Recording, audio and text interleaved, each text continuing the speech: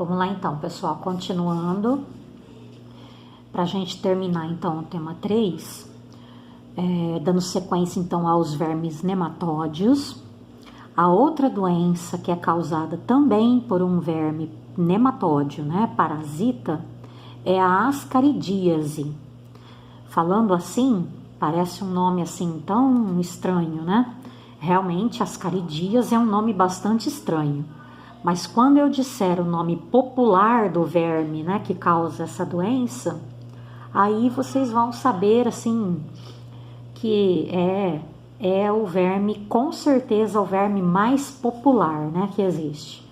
É a famosa lombriga, tá? Então, a doença que a lombriga causa, o nome da doença, né, que a lombriga causa é ascaridíase, tá? Lombriga é o nome popular, tá? É o nome popular do verme. O nome científico, né, da lombriga é Ascaris lumbricoides, tá? Então, o nome certo, nome verdadeiro, nome científico, né, da lombriga é Ascaris lumbricoides. Popularmente é chamada de lombriga. E a doença que ela provoca é a ascaridíase, tá bom? Bom, nesse caso aqui, a lombriga já é causada, né? Já é contaminada, né? O jeito que se contamina, o jeito que se pega, né? A lombriga já é diferente da ancilostomíase, né? Que a gente viu no vídeo anterior. No vídeo anterior a gente viu que a ancilostomíase, o popular amarelão, né?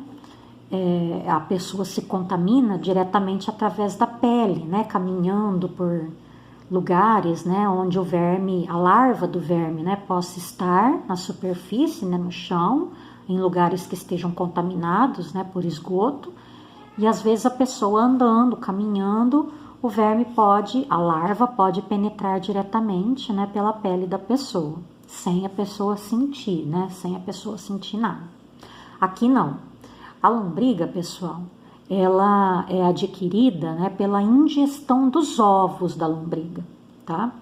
Uma coisa que eu quero esclarecer aqui, pessoal, e isso é uma coisa assim que eu deixo bem claro em todas as aulas, quando eu falo de verme, né? Existe uma mania, né, de se usar assim a lombriga em muitas coisas, né, que a gente costuma falar, assim, coisas do dia a dia, né, que às vezes a gente costuma falar, né. Às vezes a pessoa, ou uma criança, né, principalmente, né, se usa muito esse tipo de comentário, especialmente com criança. Ah, porque a criança viu uma outra criança chupando um pirulito, e, se não der esse pirulito também para essa criança, ela vai ficar com lombriga. A criança ficou com vontade de chupar um sorvete e vai dar lombriga nela, se não der sorvete para ela. Pessoal, isso não existe, tá? A lombriga, ela não nasce dentro da gente, pelo amor de Deus, tá? Lombriga não nasce dentro do corpo da gente. Lombriga não surge dentro do corpo da gente. E também lombriga não vai aparecer no nosso corpo porque a gente ficou com vontade de comer alguma coisa, tá bom? Então não existe isso, não existe, tá bom? A lombriga, ela só vai, por algum motivo, né, aparecer dentro do nosso organismo, mais especificamente no nosso intestino, caso a gente venha engolir os ovos da lombriga, né? De que jeito? Engolindo uma água contaminada, né, que tenha os ovos da lombriga, ou comendo alguma verdura, né, que foi mal lavada, que esteja ali contaminada também com os ovos da lombriga, tá bom? Então, a gente só vai adquirir a lombriga dentro do nosso corpo se a gente engolir os ovos dela, tá bom? Os ovos, lembrando que a lombriga, os ovos da lombriga, pessoal, os ovos são microscópicos, tá? Os ovos da lombriga são microscópicos, não dá pra gente enxergar a olho nu. A lombriga, quando adulta, dá até pra gente enxergar tranquilamente. A lombriga adulta, pessoal, olha, Aqui no esquema tá dizendo direitinho, ó. A lombriga adulta, os vermes adultos, têm entre 20 a 30 centímetros. 30 centímetros é o tamanho de uma régua normal, tá? Então, o verme adulto, a lombriga adulta, tranquilamente dá pra gente, né? Dá pra gente enxergar, tá? Agora, os ovos da lombriga são microscópicos, tá bom? Bom, então vamos lá. Caso, então, vamos entender o ciclo dessa doença, né? O ciclo de vida aí da lombriga. Então, caso, então, uma pessoa engula, vamos entender aqui pelo esqueminha, tá? Caso, então, uma pessoa engula, né, os ovos da lombriga, e aí lá dentro tá o embriãozinho, tá? A larvinha. Então, a pessoa, sei lá, foi nadar em alguma água que esteja contaminada, né, por esgoto, e aí tem lá ovos de lombriga.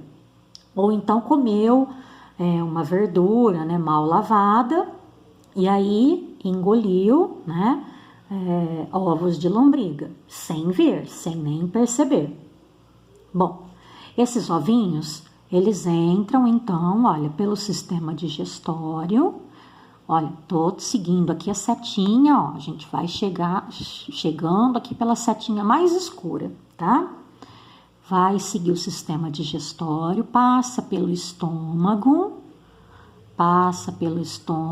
chega aqui no intestino delgado, e aqui no intestino delgado os ovinhos vão se abrir, tá? Aqui os ovinhos abrem e libera as larvinhas. As larvinhas, pessoal, quando as larvinhas saem de dentro do ovo, quando o ovo chega aqui pela primeira vez aqui no intestino delgado, esse daqui é o intestino delgado, tá? Quando a larvinha chega aqui pela primeira vez, essa larvinha, ela tem menos de 2 milímetros, tá? Menos de 2 milímetros. Na verdade, mais especificamente, ela tem 0,2 milímetros, tá? Ela não chega nem a 1 milímetro, tá bom?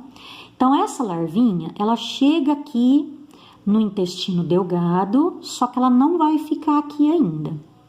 Ela vai começar a fazer um passeio pelo corpo da pessoa, tá? Então, ela vai sair do intestino, olha, sai do intestino, passa pelo intestino grosso, passa pelo fígado, olha aqui é o fígado, passa pelo pulmão, olha aqui, olha onde que essas larvinhas vão passando, hein?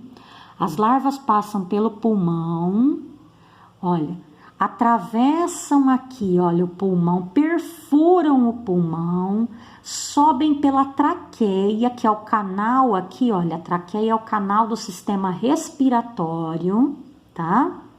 Então, sobem pela traqueia e chegam aqui na garganta.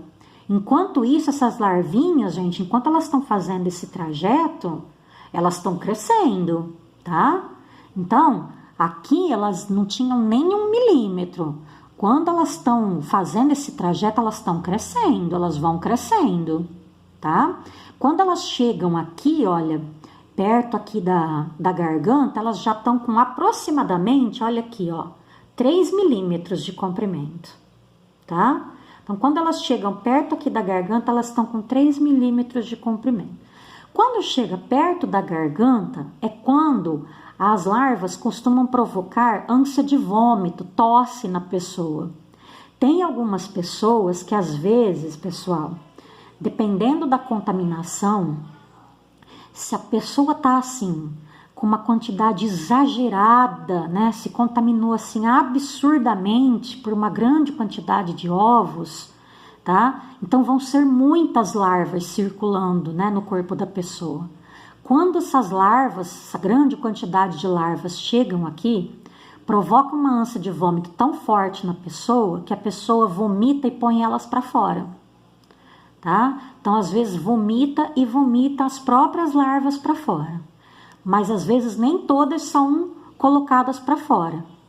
Então, algumas, o que vai acontecer? Na maioria dos casos, né? A pessoa engole essas larvas, tá? Ela deglute, ela engole essas larvas, e aí elas vão fazer de novo o caminho que o ovo já tinha feito. Olha aqui, agora é a setinha vermelha, ó.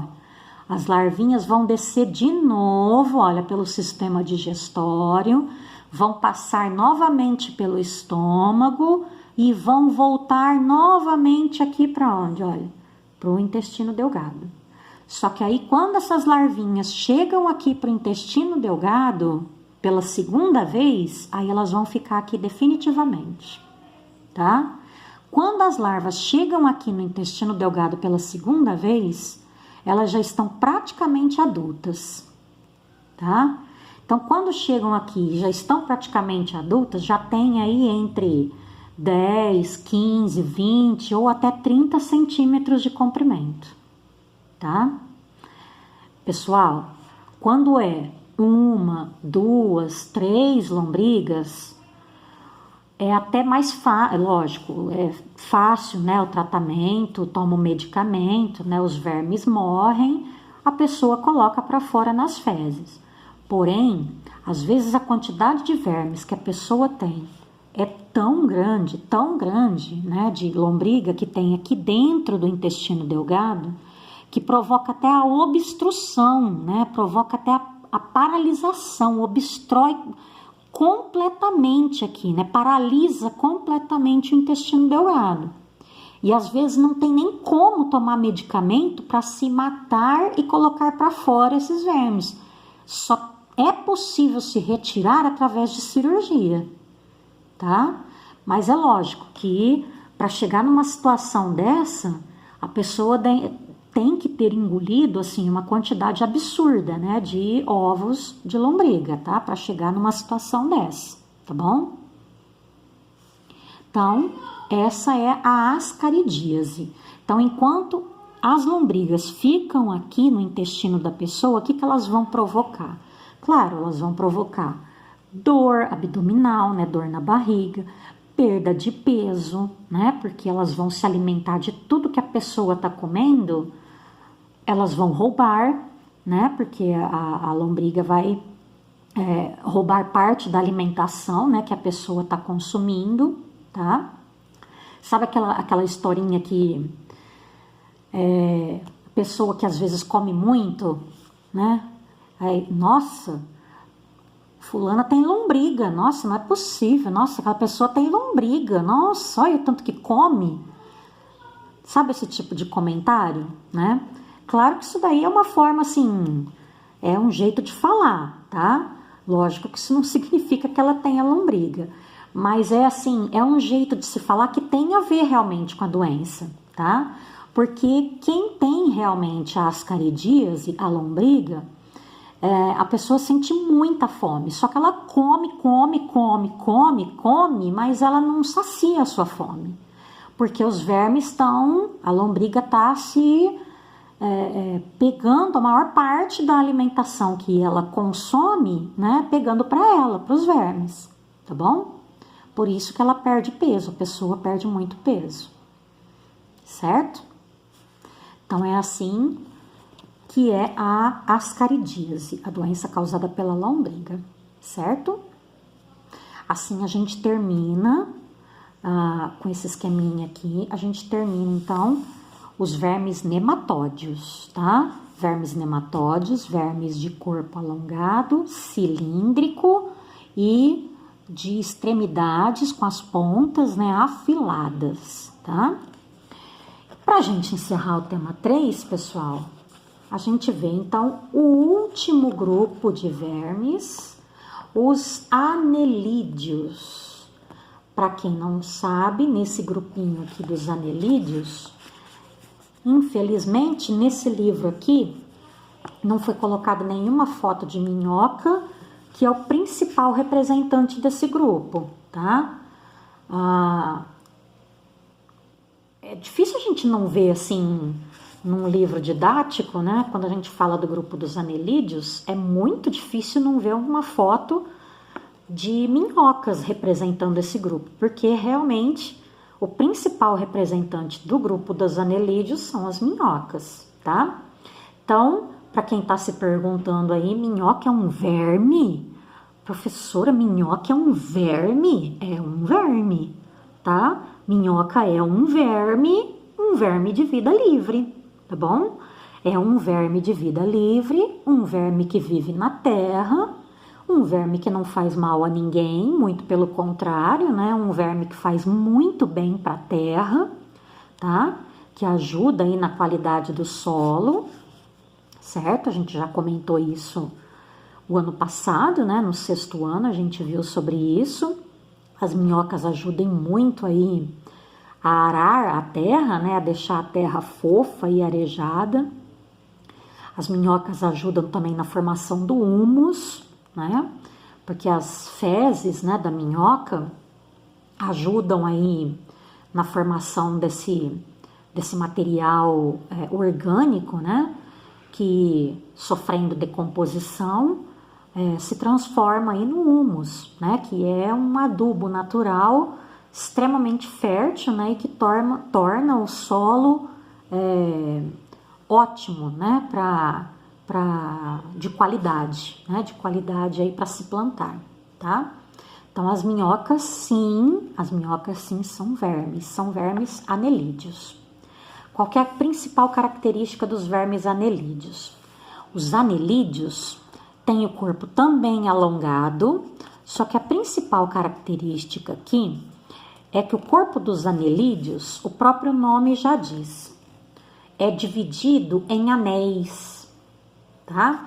Então, o corpo dos anelídeos, pessoal, é aquele corpo alongado, porém, que é dividido em vários anéis, em vários segmentos, tá? Então, são aqueles segmentos que a gente popularmente chama de anéis. Todo o corpo é dividido em segmentos, todo o corpo é dividido em anéis. Dá pra gente perceber bem isso no corpo da minhoca, né? Por isso o nome do grupo é anelídeos, tá bom? Então, todos os representantes desse grupo aqui têm o corpo assim, alongado e dividido em anéis, segmentos, tá bom? Bom, os principais representantes desse grupo aqui são as minhocas e tem também a sanguessuga, né, que é muito popular, tá? Aqui tem uma foto de uma sanguessuga, olha. Essa sanguessuga aqui é uma sanguessuga parasita. Aliás, é bom esclarecer que nem toda sanguessuga, pessoal, se alimenta de sangue, tá? Tem algumas sanguessugas que conseguem aí se alimentar de pequenos pedacinhos de folha, tá? Então, nem toda sanguessuga é parasita, certo? Essa daqui é parasita, olha. Essa sanguessuga aqui é uma sanguessuga parasita que se alimenta de sangue, tá? Então, olha, dá para perceber bem aqui na foto, ó, o corpo todo segmentado, olha lá, todo dividido em anéis, alongado, né? Cilíndrico e alongado, e todo dividido em anéis. Essa sanguessuga aqui chega aí a 3 centímetros de comprimento, tá? As sanguessugas, elas têm na boca, aqui, olha, na boca, elas têm um gancho, uma espécie de gancho, a gente chama de ventosa, tá? É uma ventosa que ela usa para se prender na pele, né, de um animal, tá? Normalmente são vertebrados, né? Ela se prende, então, ela usa esse gancho para se fixar, se prender na pele de um outro animal. E aí, então, ela ficando presa na pele do animal, ela vai, então, sugando o sangue, tá? Desse animal. As sanguessugas, pessoal, elas já foram utilizadas no passado, né? Hoje, tá até dizendo aqui, né? As sanguessugas são utilizadas em alguns tratamentos médicos, né? Para se renovar o sangue, reconstruir vasos sanguíneos, né? Hoje nem tanto, né? Mas antigamente elas eram muito utilizadas, né? Para se renovar aí o sangue, né? Se fazia um tratamento, né? As sangrias, né? Se fazia tratamento com sanguessuga, tá? Hoje não, tá? Hoje já não se usa mais aí esses animais mais para isso não, tá bom? Bom, a grande parte dos anelídeos, já falei das minhocas, da importância das minhocas. Grande parte dos anelídeos, pessoal, eles possuem, por fora do corpo, né?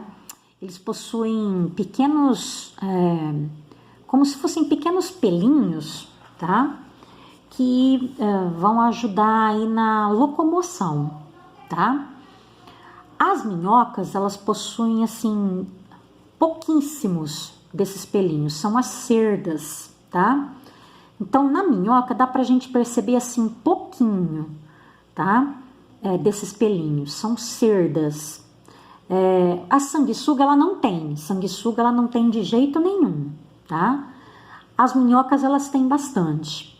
As minhocas, elas têm algumas cerdas, desculpa. As minhocas, elas têm algumas. Os que têm bastante cerdas são os poliquetos, são esses anelídeos aqui, olha, dessa foto aqui de cima. Os poliquetos, esses são anelídeos marinhos, são anelídeos que vivem na água, especialmente na água do mar, tá? Vivem nos oceanos. Esses anelídeos aqui são anelídeos de vida livre, não fazem mal a ninguém, tá? São vermes que vivem na água do mar. Eles podem chegar aí a 7 centímetros, tá, de tamanho. Esses vermes aqui, eles apresentam muitos desses pelinhos, tá, dessas cerdas, tá bom?